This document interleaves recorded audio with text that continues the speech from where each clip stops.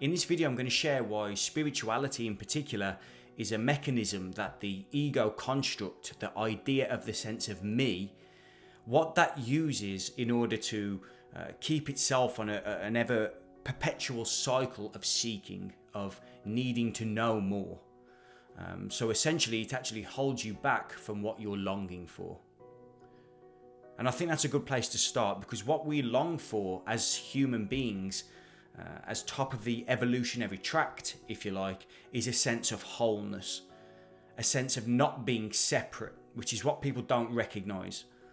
So all the incongruencies that we have as human beings stem from a separate sense of I. So when I say I am doing this, I am doing that, the separate sense of me is the root cause of all suffering. Being apart from life rather than life itself is that little trigger of incongruency, of pain, of suffering. All those things stem from that sense. But the sense is merely that. It's not real.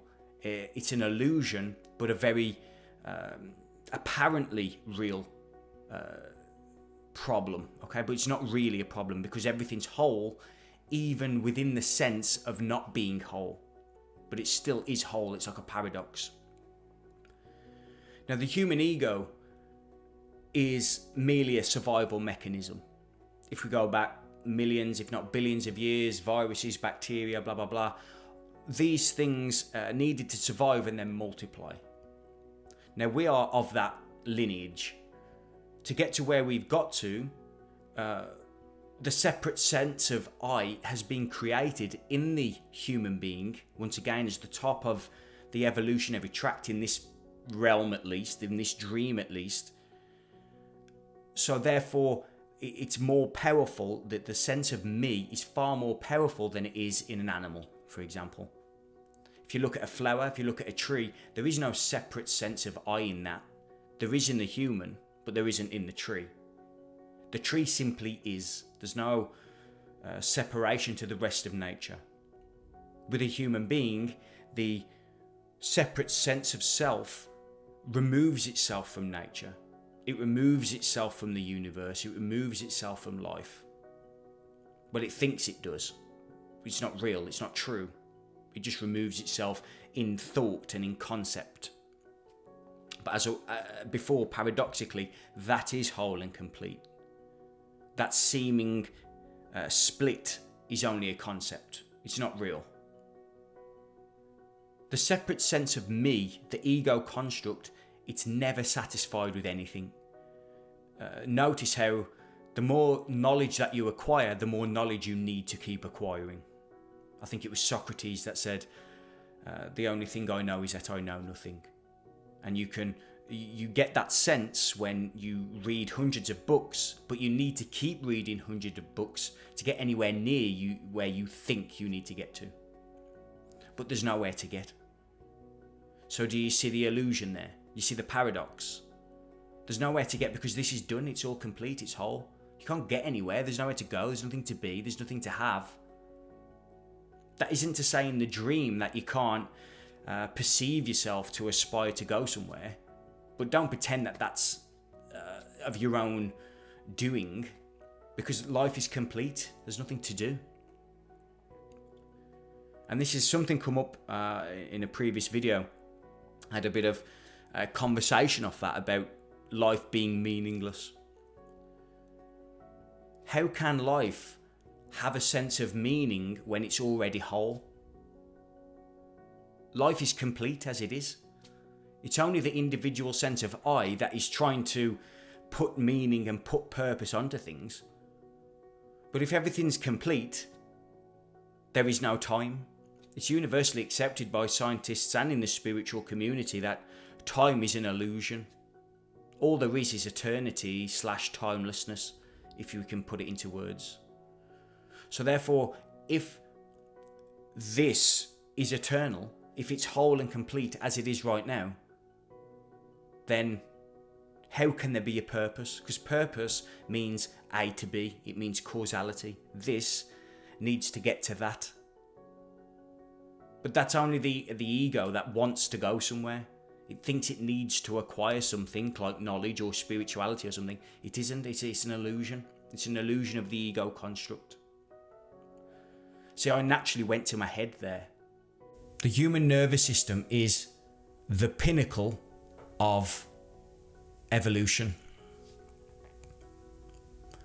And that's what this sense of I is.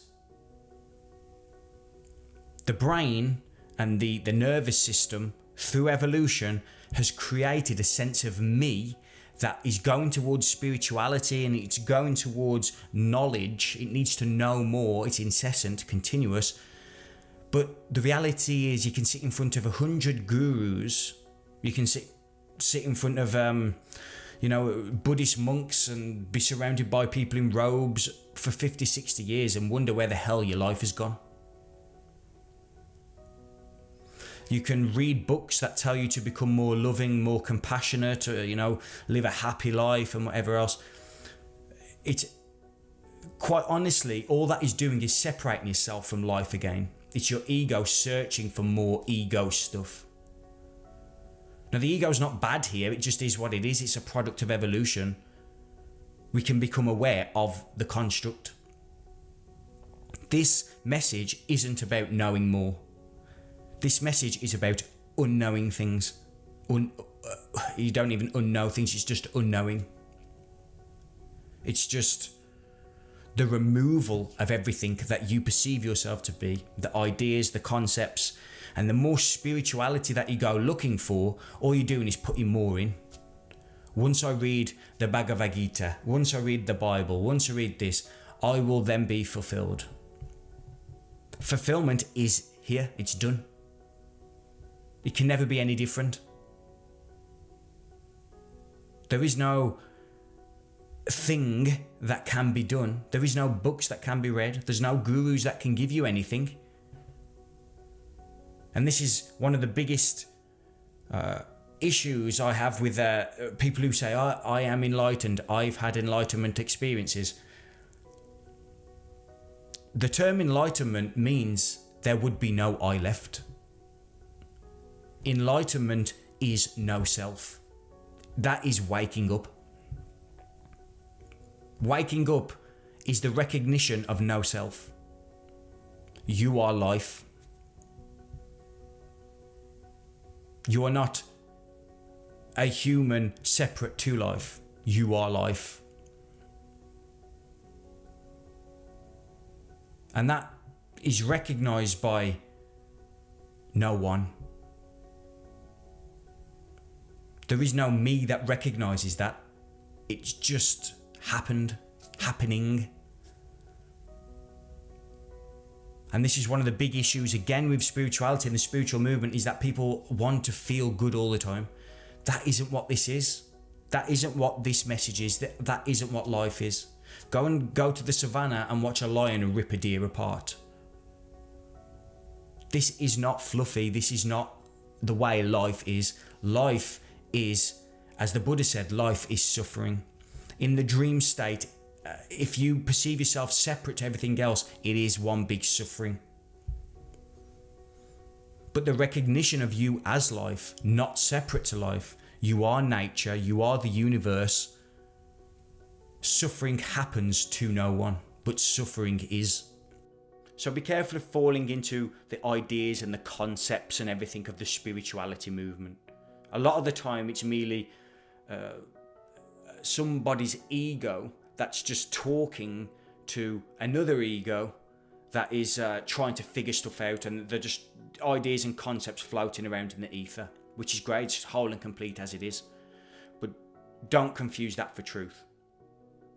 Don't confuse that for the recognition of no self, because it isn't. If there's more concepts and ideas and things flowing around, that's great in the dream state. That's great in meandering what this is. But that isn't what this is about. There's umpteen people on the internet that will tell you how to live a better life. This is not how to live a better life.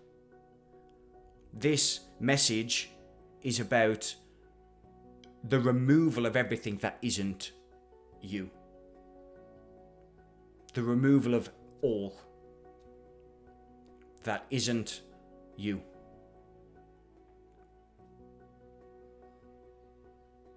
The removal of the burning embers that remain, the concepts, the ideas, all that has to go. It's an unknowing event, not a knowing event. Alternatively, pick up another 200, 300 books, go and travel around India, go to the east and you know, sit with the monks on the mountainsides and whatever, and then come back later on and recognize for yourself. The only reason I can say this is because I've done them all. I've sat at the feet of people who are perceived enlightened and everything. I've sat meditated every morning for hours on end. I've read the books, I've done everything, and it was only the surrender of all that. It was the perhaps a correlation where that all just fell away. Perhaps that's all correlated. It may be suggested that I needed to do all that in order to recognise that. I'd suggest that that is not true, and it can happen at any time to no one. And what we are longing for here is, paradoxically, no self. We are looking for no self whilst being petrified of annihilation. The ego is petrified of dying. It's petrified of not existing. But the paradox is that's what we are longing for. We are longing for wholeness. Now, the only way to wholeness is through self-annihilation. Complete destruction of what you perceive yourself to be. You see the magic in that. You see the paradox. You see the beauty in it. This is it. There's nothing else. It's only you, the individual sense of I, that believes, it's not real, that you believe you're separate to this. You see the magic? Okay, I'll see you in the next video.